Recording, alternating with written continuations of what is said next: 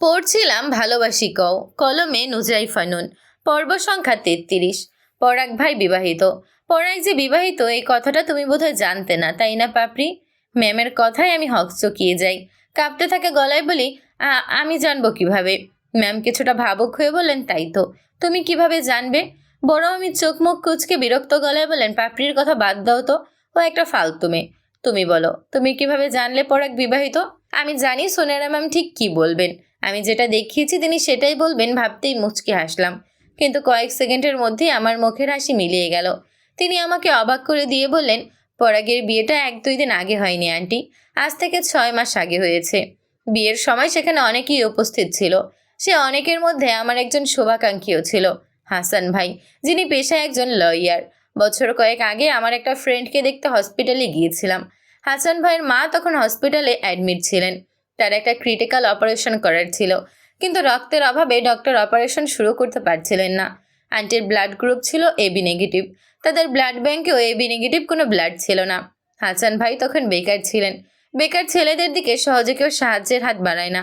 আমি দূরে দাঁড়িয়ে দেখছিলাম হাসান ভাই একের পর এক কল করছেন, কিন্তু কেউ রিসিভ করছে না, তো কেউ করছে। ব্লাডের কথা বললে কেউ আবার হ্যালো হ্যালো নেটওয়ার্ক প্রবলেম বলে কল কেটে দিচ্ছে। এক পর্যায়ে ভাইয়া হাল ছেড়ে দিয়ে ধপ করে নিচে বসে পড়েন। পুরুষ মানুষ নাকি সহজে কাঁদে না, কিন্তু আমি সেদিন তাকে কাঁদতে দেখেছি। আমার তখন এত খারাপ লেগেছিল। আমি প্রথমবার ব্লাড ডোনেট করি, তবে তাকে জানতে দিই না যে আমি ব্লাড দিয়েছি। কিন্তু তিনি কিভাবে জানি ব্যাপারটা জেনে যান। হঠাৎই একদিন আমাদের বাড়িতে এসে উপস্থিত হন, কৃতজ্ঞতা প্রকাশ করেন। পুরনো দিনের কথা আমি প্রায় ভুলেই গিয়েছিলাম।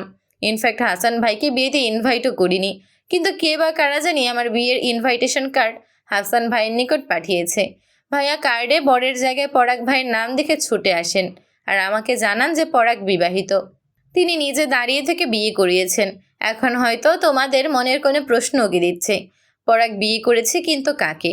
মেয়েটাকে। আমি আদৌ সত্য কথা বলছি কি না? বড় মামি স্তম্ভিত হয়ে গেলেন। তিনি হয়তো ভাবতেই পারেননি পরাগ ভাই তাকে না জানিয়ে এমন একটা কাজ করবেন।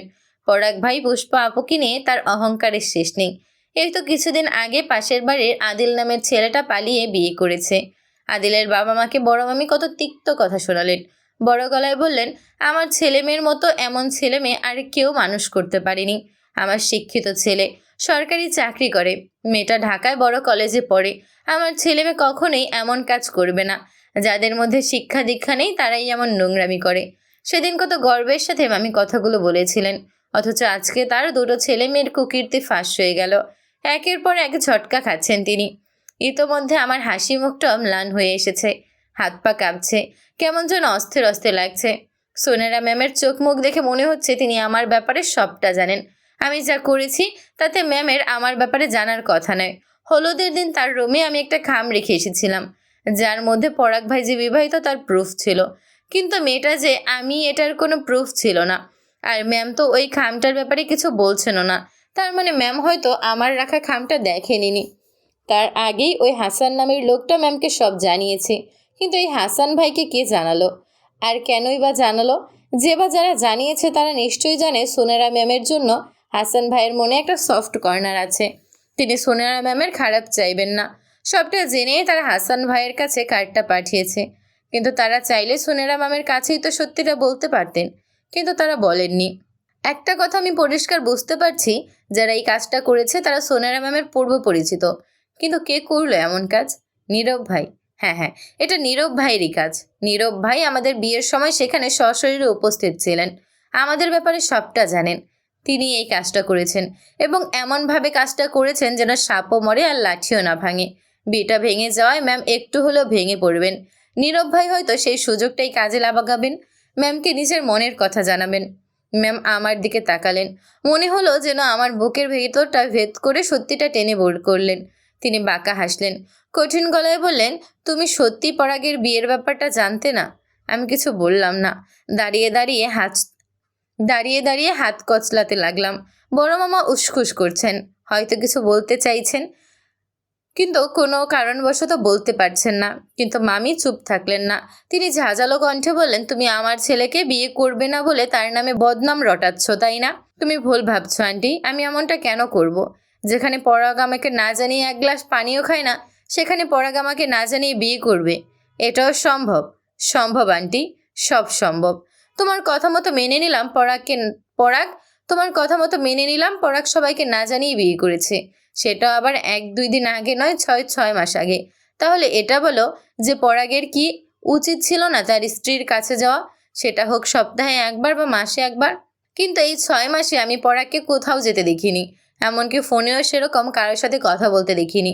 পরাগ বিয়ে করেছে অথচ তার বউয়ের সাথে যোগাযোগ নেই, দেখা সাক্ষাৎ নেই। এটা কি আদৌ সম্ভব?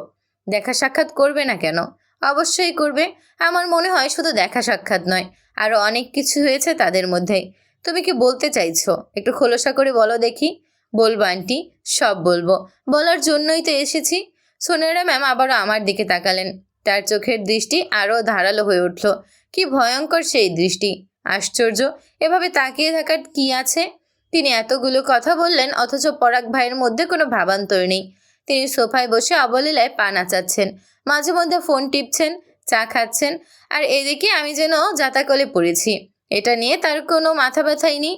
আমি মনে মনে একটা কঠিন সিদ্ধান্ত নিলাম। যতই পরাগ ভাইয়ের বিয়েটা না হোক, আমি এত সহজে তার কাছে ধরা দিব না। তার নাকে দড়ি দিয়ে, না, নাকে দড়ি দিয়ে নয়, তার পাছায় দড়ি দিয়ে ঘোরাবো আমি।